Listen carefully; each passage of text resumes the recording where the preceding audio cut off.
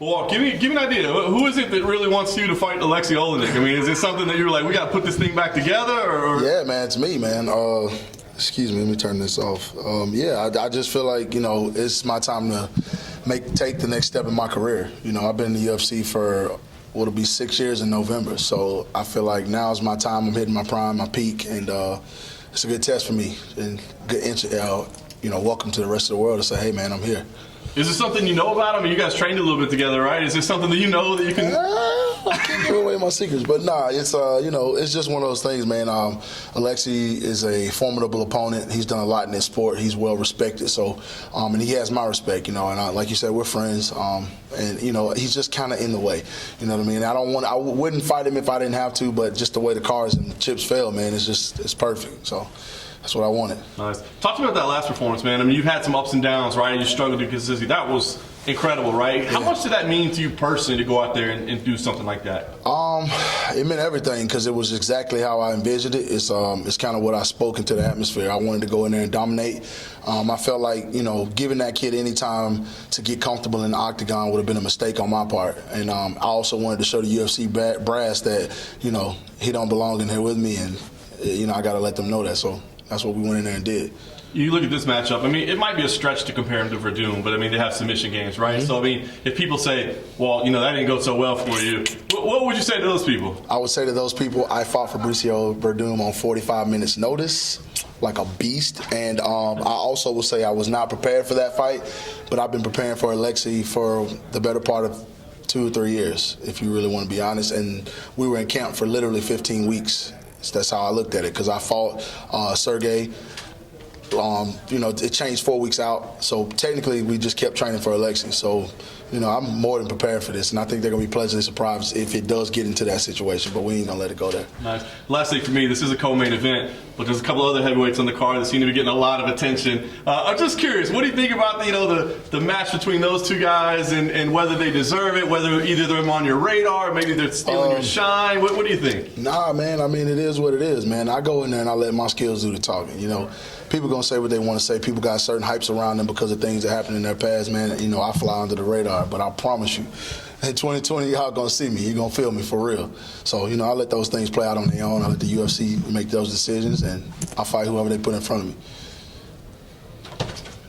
Alexei talked about possibly, at one point, training with you again after this fight. Has he discussed that with you at all? No, I hadn't really talked to him about it. I hadn't spoken to him since I made the gym change from Top Team. But like I said, man, I love training with Alexei. We had a great training relationship. I would help him with his striking, he'd help me with my grappling. So it kind of worked out, man. And we just had that, kind of bond. That was a language barrier, of course, but when you're training, those things kind of don't even matter, that brings you together when you're on the mat. So I have my utmost respect for him, but I got a job to do Saturday night. So all that stuff will be pushed aside. We can go have a beer, we can roll and do all that after the fact, but I'm here, with a job to do. And obviously, things got a little derailed for you with the Usada issue. Mm-hmm. You said back in May you were going to sue the supplement company. Facts. Seeing as how Yoel Romero got your settlement. Big facts. Yeah. How is that going along? I talked to Yoel, and it's made me go from adamant about it to this will get done before this year's over with. You feel me? I saw that settlement and I hit him up right away bro, really? That's what we doing now? He laughed about it. He's like, your turn. Just stay focused. Because he knows me, he knows my character, and I think the UFC does as well. So it's something that I'm not concerned about the money. It's my reputation and my character that's on the line, and I've been clean. I've been doing this thing for so long the right way, and for something like that to happen to me at this stage of my career, I'm like, man, come on now. So then you just donate the $21 million to charity because it's not. Nah, see, I ain't on no Bill Gates yet. Bill Gates can do that. He can donate charitable contributions and all that. I'm gonna donate a little bit. Don't get me wrong, but we gonna, my coach got some visions and goals. You know what I'm saying, and we gonna do some things together, man. We trying to make this thing big for Alabama, so that money's gonna go to a good cause to build our state, build MMA, and keep doing what we doing. Of course, I'm gonna keep fighting when the settlement check hit, but I'm gonna be fighting with a whole lot of back ends. You know what I mean? It's gonna be Gucci everything. You know what I'm saying? So. But you're gonna cover Alexei's beer when you got. For sure, I got the tab. For sure. No, that's my. I'm gonna look out for him for sure.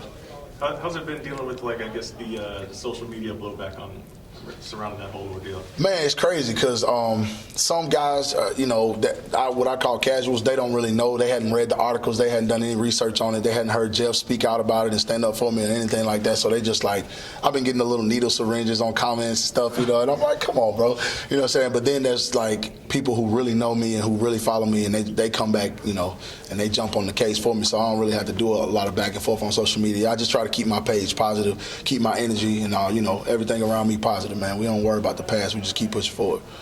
And I guess considering that when you guys used to train together, how much different are you from that time? Man, light years, bro. Light years, bro. Like I made a comment yesterday to somebody. The guy that I was when I was training with Alexi, man, I would smoke that dude today. Like it's not even close. I would embarrass that guy, and I was what I would consider to be pretty good back then.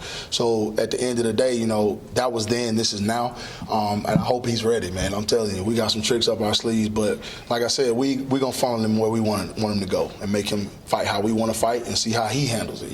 Everybody's like, oh, he does this, he does that, but what about what I do?